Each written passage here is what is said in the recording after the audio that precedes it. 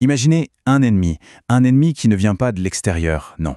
Il est déjà là, à l'intérieur, bien au chaud, et il attend juste le bon moment. C'est un peu ça le principe de l'entérotoxémie. Une maladie vraiment foudroyante causée par une bactérie Clostridium perfringens.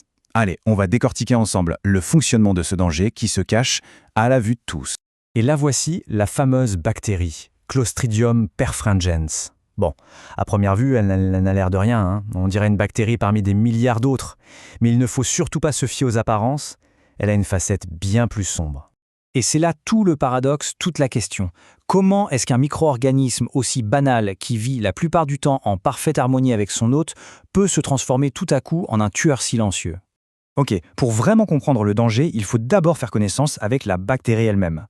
Alors première étape, voyons où elle vit et comment elle fait pour survivre un peu partout.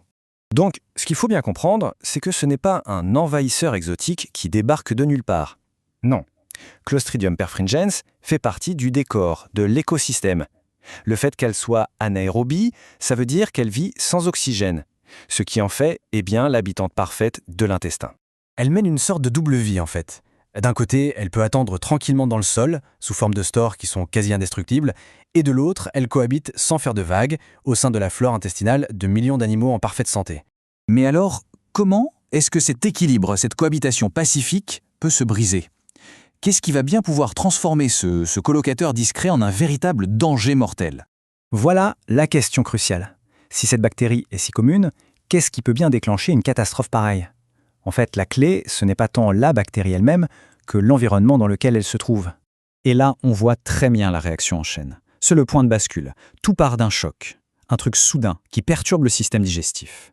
Ce choc, ça crée un déséquilibre. C'est la porte ouverte, l'opportunité rêvée pour Clostridium perfringens, qui du coup se met à proliférer de manière complètement folle, bien au-delà de ce qui est normal. Le bout à retenir ici, c'est endogène. Ça veut dire que ça vient de l'intérieur. Ce n'est pas une maladie que l'animal attrape d'un autre, non. C'est un équilibre interne qui s'effondre, et un habitant qui était normal devient soudainement un envahisseur. Mais attention, cette multiplication de bactéries, ce n'est que le début du problème. Le vrai danger, la véritable arme de Clostridium perfringens, ce sont les toxines qu'elle se met à produire en quantité massive.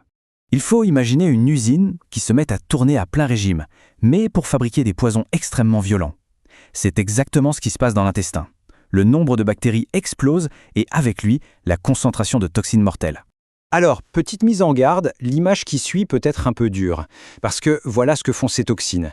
Elles s'attaquent directement à la paroi de l'intestin. Elles la dégradent, elles créent des dégâts énormes, une inflammation terrible, des saignements. En fait, la barrière de l'intestin est littéralement pulvérisée. Et le problème, c'est qu'une fois cette barrière tombée, les toxines ont le champ libre pour passer dans le sang et attaquer l'organisme tout entier. Face à une attaque aussi rapide et aussi dévastatrice, la réaction doit être immédiate. C'est simple, chaque minute compte. On entre dans une véritable course contre la montre pour tenter de sauver l'animal. Le traitement, c'est une offensive sur 3 fronts en même temps. D'abord, il faut neutraliser les poisons, les toxines qui circulent déjà, avec des antitoxines. Ensuite, on arrête la production à la source en s'attaquant à la bactérie avec des antibiotiques. Et enfin, on soutient l'organisme de l'animal qui est en état de choc avec des perfusions. Mais il faut être honnête, voilà la dure réalité. Malgré tous ces efforts, le pronostic est souvent très très sombre. Pourquoi? Tout simplement parce qu'au moment où les premiers symptômes apparaissent, les toxines ont déjà causé des dégâts qui sont bien souvent irréversibles. Puisque le traitement est si compliqué et que l'issue est si incertaine, la conclusion est assez évidente finalement. La meilleure façon de se battre contre l'entérotoxémie, ce n'est pas de la traiter, c'est de tout faire pour qu'elle n'arrive jamais.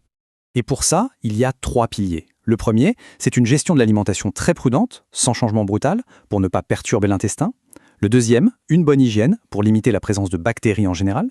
Et le troisième, c'est la vaccination, qui va en quelque sorte préparer le système immunitaire à neutraliser les toxines avant même qu'elles ne puissent faire des dégâts. Au fond, cette exploration de l'entérotoxémie nous amène à une réflexion un peu plus large. Ça nous rappelle que la santé, que ce soit pour un animal ou pour nous-mêmes, repose très souvent sur un équilibre incroyablement fragile. Un équilibre entre ces mondes microscopiques qui vivent en nous et les choix que l'on fait au quotidien.